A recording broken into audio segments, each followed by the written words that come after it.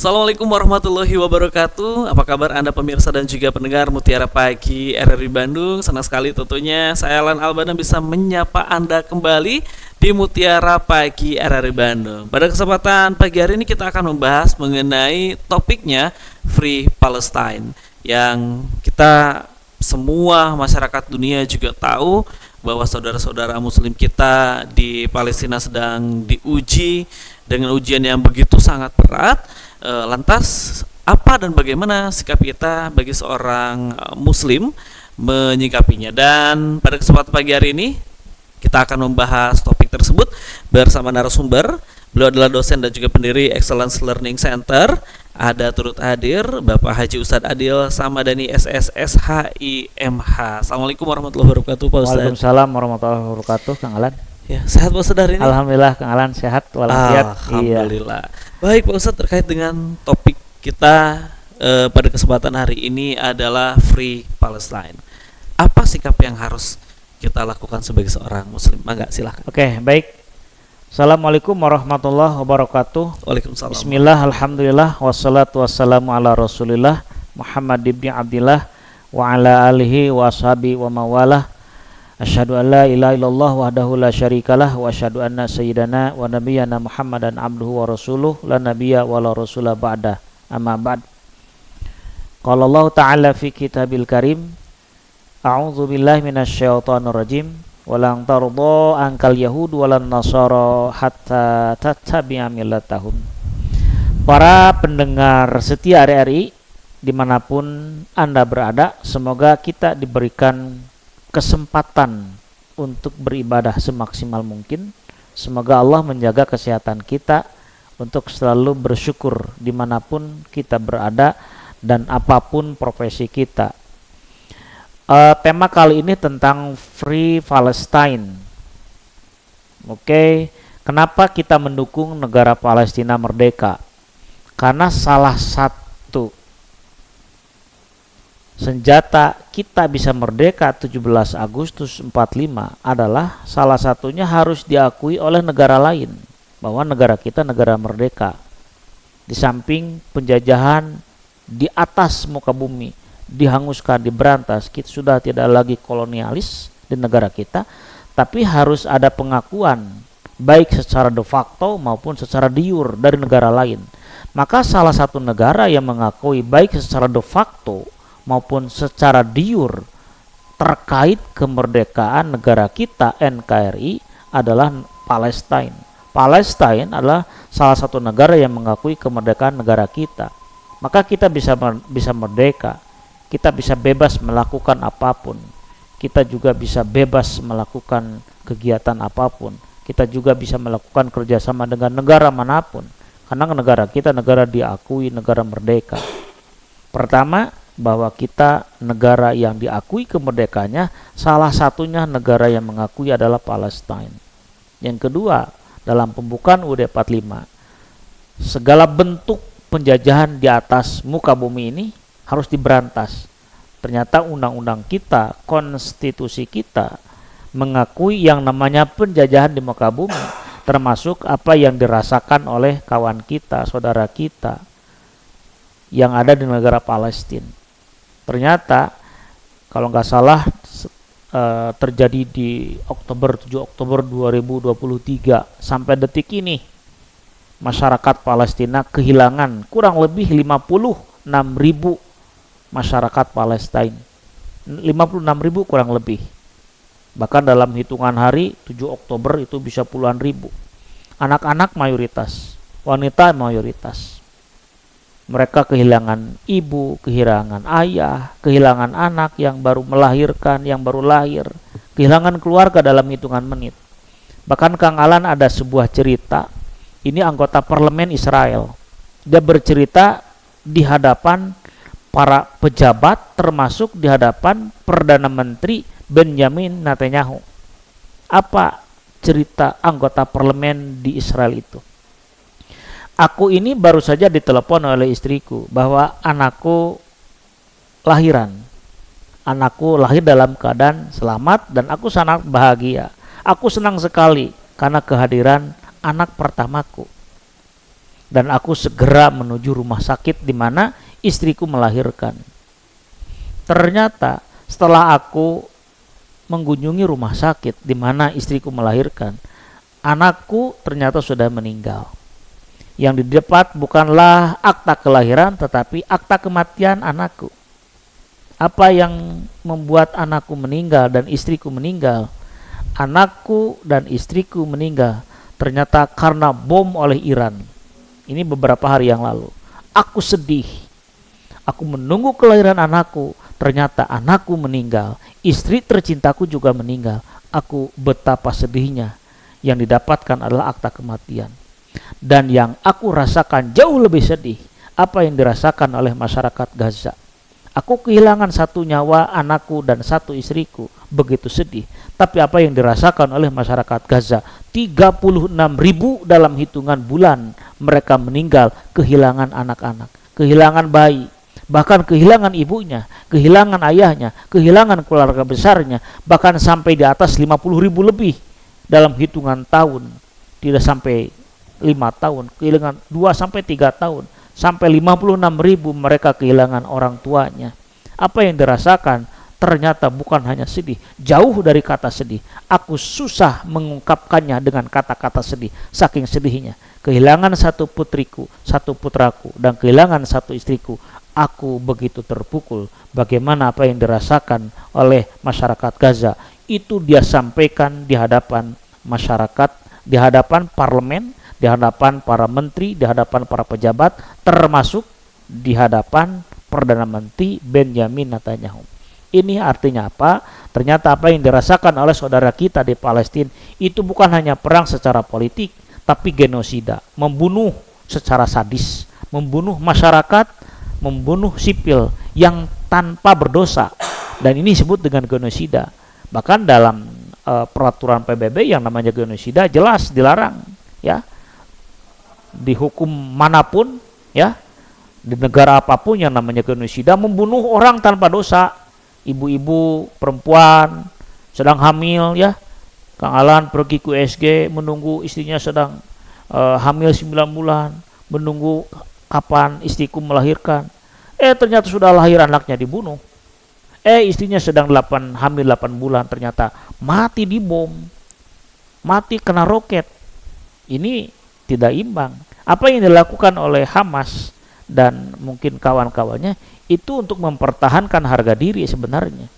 Kami hidup puluhan tahun di Palestina, di Gaza terutama, masa kami harus diusir? Masa kami harus dibumi hanguskan? Rumah kami dibumi hanguskan. Ada orang yang nabung pengen rumah, Kang Alan, ya, sampai 15 tahun ya, KPR di mana? Di Bandung saja 15 tahun ya. Nyicil mobil 5 tahun. Sudah lunas 5 tahun, rumah sudah bagus, 15 tahun dibangun. Rata sekarang. Mobil tidak ada, rumah juga rata, anak terbunuh, suami terbunuh, hidup sebatang kara. Di manakah letak keadilan? Apa yang dilakukan oleh Israel jelas-jelas ini adalah genosida. Kita wajib menentangnya. Kenapa? Kejahatan. Bukan hanya unsur politik saja, ini kejahatan. Sehingga salah satu cara untuk keamanan, kenyamanan, keselamatan Gaza dan Palestina adalah Free Palestine. Kemerdekaan adalah hak-hak warga Palestina. Kita harus mendukung kemerdekaan Palestina. Betul apa yang dilakukan oleh pemerintah saat ini. Kita melakukan soft diplomation, melakukan diplomasi yang halus dengan mengundang negara-negara lain untuk mendukung kemerdekaan negara Palestina. Jadi betul sekali apa yang dilakukan oleh pemerintah saat ini, melakukan soft diplomation, bukan hard diplomation, ya. Sampai perang, ngutus, ngirim alat senjata perang sih enggak, tapi soft diplomation. Ini salah satu cara bagaimana sikap kita sebagai warga Indonesia, bangsa Indonesia untuk mendukung kemerdekaan Palestina. Ada tiga ideologi di negara kita ini yang menghegemoni. Pertama adalah sosialis, komunis. Yang kedua adalah liberalis kapitalis. Yang ketiga adalah Islam. Ini ideologi yang besar yang menghegemoni di dunia ini. Sisanya mungkin kecil lah. Kalau sosialis kapitalis diwakili oleh Rusia. Di belakangnya ada China, ada Korut. Kalau ada yang namanya kapitalis liberalis, ya komandannya ada Amerika, pendukungnya ada anggota NATO, Eropa, Jerman, Inggris dan sebagainya. Itu adalah orang-orang yang menggunakan ideologi liberalis kapitalis. Dan yang ketiga adalah Islam. Islam itu ya negara Timur Tengah. Islam itu ya ada Iran, ya.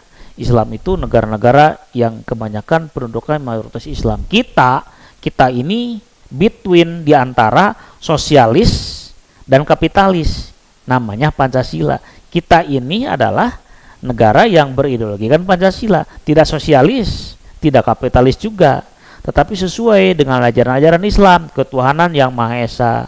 Qul huwallahu ahad, katakanlah Allah Maha Satu. Kemanusiaan yang adil dan beradab, i'dilu huwa aqrabu bittaqwa. Berlakulah adil karena adil itu mendekatkan diri kita kepada takwa.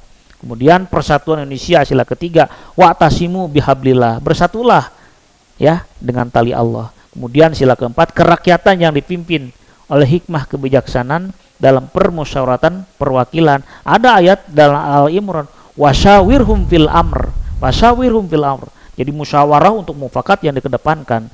Kemudian ada lagi tentang keadilan sosial bagi seluruh rakyat Indonesia, justice for all, keadilan untuk kita semua, bukan hanya untuk pejabat, bukan untuk orang-orang tertentu, tapi rakyat, saya, Pak Alan, dan siapapun berhak untuk mendapatkan keadilan. Maka ayat Al-Qur'annya, innallaha ya'muru bil adli wal ihsan. Allah menyuruh kita untuk berlaku adil, berlaku kebaikan. Artinya ideologi Pancasila ini tidak sosialis, tidak kapitalis, tapi between di antaranya. Nah, di antara tiga ideologi yang besar itu sedang perang, Kang Alan. Sedang perang. Nah, kalau sosialis ini sama rata sama rasa, tidak boleh ada yang kaya banget, tidak boleh ada yang miskin banget. Islam juga sama mengajarkan, Anda harus kaya. Kang Alan wajib kaya, harus maju. Tapi ingat, ketika kaya bayar zakat. Ada nisab zakat. Jadi mewajibkan zakat, bahkan sedekah, bahkan wakaf. Dengan wakafnya ketika kita sudah berkecukupan, maka solusinya adalah melakukan zakat, berbagi kepada mereka yang membutuhkan. Ada lagi yang namanya kapitalis, ya liberalis, seperti Amerika anggota NATO, negara-negara NATO itu mereka itu kapitalis. Ya Anda mau kaya hak Anda mau bodoh juga hak Anda. Kami tidak berhak untuk menghalangi Anda untuk kaya. Anda miskin, Anda bodoh, Anda ketinggalan, itu Anda yang menentukan. Sehingga di sana itu bebas, mau pindah agama silahkan, itu hak Anda. Mau mohon maaf, mau kawin sesama jenis juga silahkan, itu hak Anda. Negara tidak boleh mencampuri urusan pribadi. Kenapa? Ya liberal, bebas, apapun boleh dilakukan. Nah, kalau secara dari sisi ideologi, antara sosialis yang melarang orang kaya banget, miskin banget, dengan Islam hampir sama. Sehingga ketika Rusia menyerang Ukraina, maka di belakangnya siapa? Ada China, ada Korut. Kenapa? Sama-sama sosialis. Bahkan bersahabat dengan Iran. Kenapa? Menggunakan ideologi Islam. Bahkan tidak sedikit masyarakat Indonesia ketika Rusia menyerang Ukraina, di mana Ukraina itu didukung oleh Amerika, masyarakat Indonesia ikut tepuk tangan, hancur, hanguskan apa yang dilakukan oleh Rusia kepada Ukraina. Tapi ini terjadi standar ganda. Kenapa? PBB memberi sanksi kepada Rusia, memberikan sanksi kepada Rusia. Kenapa? Melakukan kejahatan perang kepada Ukraina. Tapi apa yang dilakukan oleh Israel terhadap Palestina? Bukan hanya kejahatan perang, genosida. Anak kecil dibunuh, ibu sedang hamil dibunuh.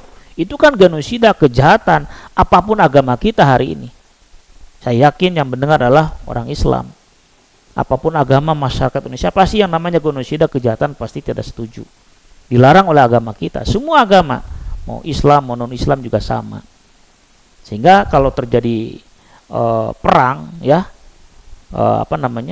ya perang ketiga, Kang Alan, ya perang ketiga, kalau sampai Israel dibantu sama Amerika, ya di belakang Iran kan ada siapa? Ada Rusia, ada Cina, negara-negara besar yang memiliki nuklir. Kalau perang nuklir ya perang dunia ketiga, efek dominonya ke negara kita, pengangguran semakin banyak, ekonomi semakin sulit, ya harga semakin melambung, minyak semakin mahal.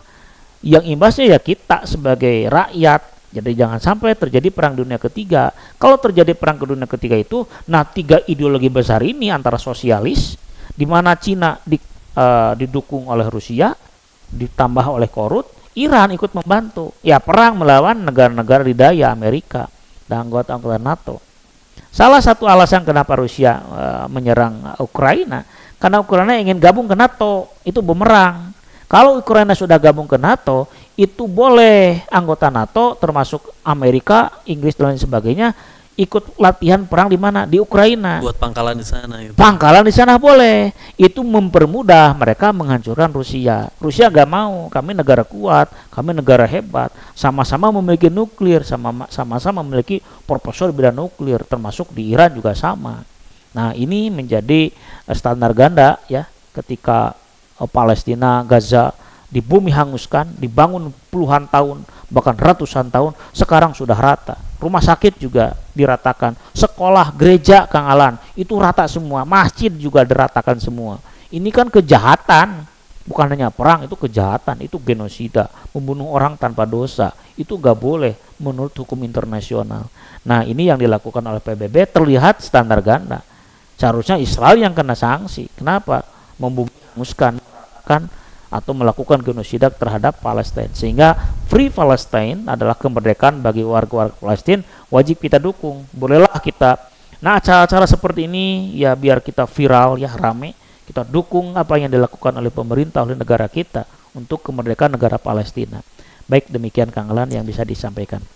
Baik, terima kasih juga untuk Anda pemirsa dan juga pendengar Mutiara Pagi RRI Bandung.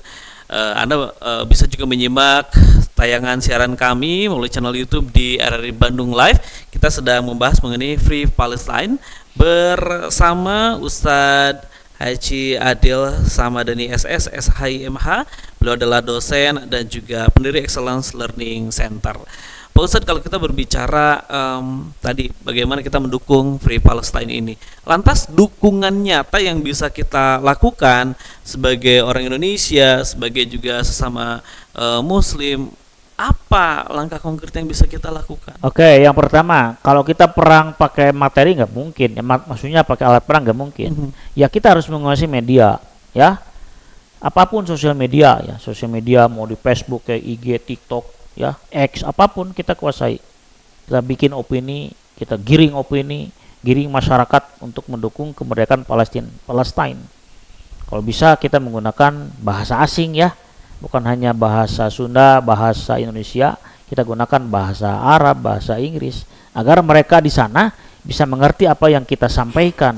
Jadi jelas yang pertama adalah mendukung kemerdekaan Palestina dengan menguasai, ikut terlibat ya opini publik di media sosial. Itu yang paling strategis. Kenapa? Ya mereka menguasai media, terutama media sosial. Kalau mereka menciptakan media, ya kita gunakan untuk mendukung Palestina. Itu adalah salah satu langkah konkret bagi kita masyarakat yang gak mungkin kita bawa alat perang ke sana, gak mungkin kita ya, karena ada prosedurnya. Kita memiliki TNI, kita memiliki negara, kita negara merdeka, gak mungkin. Yang kedua adalah tentu dengan doa ya, doa ad-du'a'u silahul mu'minin. Doa adalah senjatanya orang-orang beriman. Jadi ada kunut nazilah kita bacakan, Allahumma ansurhum, Allahumma sallimna wasallim ma'ana, kemudian wasallim ikhwanana fi Palestin, selamatkanlah orang kekasih kita, orang yang bersama kita, selamatkanlah orang-orang Islam yang berada di Palestina. Kita doakan terutama ketika kita sholat, baik kunut nazilah atau mungkin ketika sedang melakukan sholat Jumat, ada khotib membacakan doa ya, doa untuk keselamatan Palestina, mujahid yang ada di Palestina, yang di Iran. Itu ternyata doa adalah salah satu senjata untuk memberikan kekuatan bagi orang-orang yang berada di Gaza. Apa yang dirasakan oleh mereka? Mereka sakit gara dokter, pergi ke rumah sakitnya hancur. Masuk sekolah, sekolahnya gak ada. Ngumpet di gereja, gerejanya hancur. Coba, orang tuanya gak ada, mamanya gak ada, lapar, gak ada makanan. Pasokan kemanusiaan, bantuan kemanusiaan di stop, gak ada. Ya, hanya Allah yang memberikan kekuatan mereka, kesehatan kepada mereka. Ada yang tangannya hilang, kakinya hilang, matanya buta. Coba, hidup sih hidup, matanya buta, gitu kan? Hidup sih hidup, orang tuanya meninggal, dibunuh. mamahnya meninggal, kakeknya meninggal, orang yang memerhatikannya juga gak ada. Itu kan kejahatan namanya. Orangnya kejahatan. Apa yang dirasakan oleh anggota parlemen saja, satu anak saja dibunuh, merasa terpukul, kehilangan besar, anak istri tercintanya terbunuh oleh bom Iran. Apa yang dirasakan oleh Gaza sudah bertahun-tahun, bukan hanya 12 hari, bertahun-tahun, puluhan bahkan, ribuan bahkan yang sudah habis di bumi hanguskan oleh laknatullah Israel ya. Itu Kang Alan. Baik, dan tentunya juga Pak Ustadz, ini seringkali menimbulkan kebingungan di masyarakat gitu ya terkait dengan isu Palestina ini. Menurut Pak Ustadz, ini bagaimana cara membangun kesadaran empati terhadap isu kemanusiaan gitu Pak Ustadz? Ya tadi bahwa tidak boleh dibom akses atau tempat pendidikan, bahkan rumah sakit juga disikat juga Pak Ustadz. Seperti apa? Yang pertama adalah literasi. Itu paling ampuh literasi. Kenapa?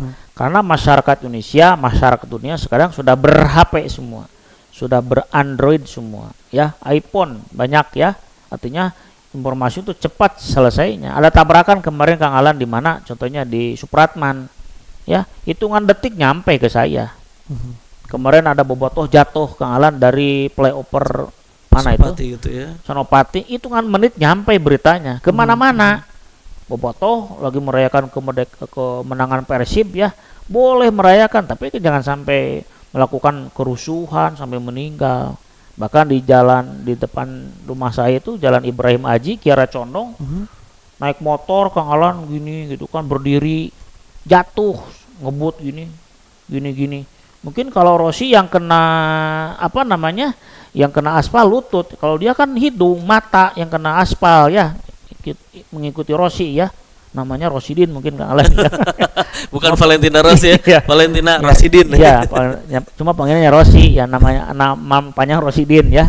Ya meninggal anak SMP itu, saya tahu banget meninggal kemarin ketika Persib menang. Boleh melakukan kebahagiaan di jalanan, tapi jangan sampai anarkis melakukan bahaya bagi orang lain ya. Nah, ini kesadaran tentang literasi. Jadi literasi, karena masyarakat Indonesia itu sudah rata-rata mayoritas memiliki HP ya, sudah memiliki HP, anak SD juga sudah pintar menggunakan Android ya. Nah, ini literasi, pendidikan tentang advokasi itu perlu dimarketkan, perlu dipasarkan, perlu disebarluaskan tentang tadi urgensitas sisi kemanusiaan, agar kita semakin sadar, mata kita terbuka, hati kita semakin terketuk untuk melakukan kebaikan-kebaikan apa yang dirasakan oleh orang-orang Palestina. Begitu Kang Alan. Baik, dan tentunya juga kami ucapkan terima kasih untuk Anda pemirsa dan juga pendengar Mutiara Pagi RRI Bandung, dan Anda juga bisa memberikan komentarnya dan juga pendapat Anda terkait dengan topik yang kami bahas melalui channel YouTube kami di RRI Bandung Live. Terakhir mungkin Pak Ustadz boleh disampaikan bahwa bagaimana kita perlu mendukung, juga perlu mendoakan sesama muslim, baik juga dari sisi kemanusiaan dari warga-warga Palestina di sana. Ya, baik. Ada ayat Al-Qur'an, walang tardo angkal yahudu walan nasara hatta tattabi'a millatahum. Orang Yahudi tidak akan pernah ikhlas, tidak akan pernah ridho, tidak akan pernah rela ya mengikuti kita orang Islam, kecuali kita ini mengikuti mereka. Bahkan di ayat lain, inni faddaltukum alal alamin, kata Allah, kami lebihkan wahai orang Yahudi daripada umat-umat yang lain.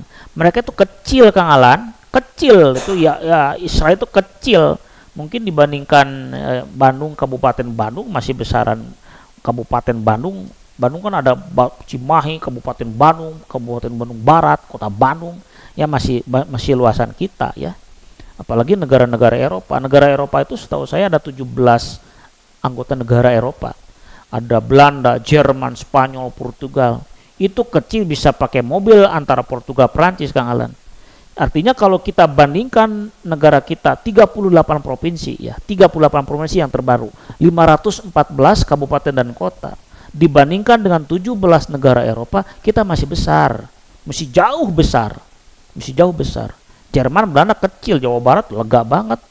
Pangandaran sampai Sukabumi masih Jawa Barat, apalagi dulu sampai Merak masih Jawa Barat kalau nggak dimekarkan. Artinya negara besar, kita negara kaya dengan sumber daya alam, ya, kaya dengan sumber daya. Artinya orang Yahudi tidak akan pernah ridho, tidak akan pernah ikhlas mengikuti kita apa yang kita mau, tidak pernah ikhlas, tidak akan pernah mengikuti, kecuali kita ini mengikuti mereka, ya. Seperti Amerika negara besar, tapi mereka tunduk taat kepada Israel. Saya baca di media, benar atau tidak ya, 75% lobby pejabat Amerika itu keturunan Yahudi, 75%. Benar atau tidak? Ternyata orang-orang Yahudi itu bertebaran di Amerika. Keturunannya paling tidak ya, keturunannya paling tidak. Jadi tetap Amerika itu mendukung Israel. Apa yang dilakukan oleh Israel itu ya mereka setuju. Artinya Yahudi gak mau diatur, apalagi diatur oleh Palestina, oleh Gaza. Jadi doa, literasi, menguasai media sosial, teknik informatika, apapun kita harus kuasai, kita sebarluaskan apa keinginan, apa gambaran orang-orang yang dirasakan oleh Gaza dan sekitarnya, Gaza dan Palestina. Bahkan di Gaza itu banyak juga ya orang-orang Kristen yang menjadi korban kejahatan dari Israel. Jadi bukan hanya Islam, banyak orang-orang non-Muslim yang tinggal di Gaza, yang rumahnya dibumi hanguskan, gereja pun dihancurkan, coba, gereja juga dihancurkan. Artinya tetap kita terus tanpa henti untuk mendoakan keselamatan, kebahagiaan orang-orang Gaza.